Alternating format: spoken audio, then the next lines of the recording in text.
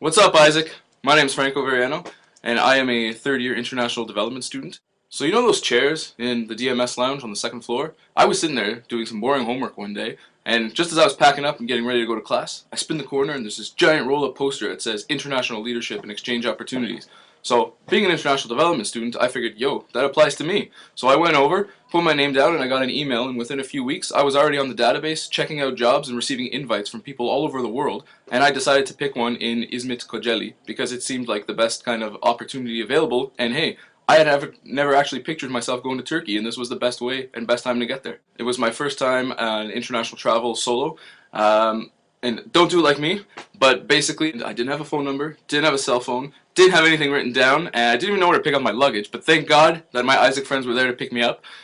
Less than 2 weeks before, I had been talking to people with MSN. They were super excited to have me show up in their city and work with them as an international camp coordinator with 15 other interns from 15 different countries. Talk about the cultural diversity. It was insane.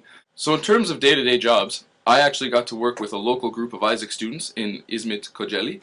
And basically what we did to make sure that the students were going to be, high school students were going to be having a great time at this camp, is I was responsible for making sure that all the different skills of our international interns would match what the agenda was for what we wanted to do.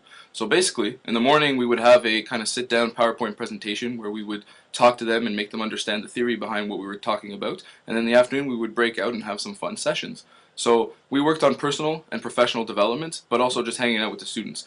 So whether it was a football game in the afternoon to just have a lot of fun and bond, or whether it was a team activity involving two buckets, one had water and the other didn't, and they had to kind of get it over there without touching the bucket, we always got to have lots of fun.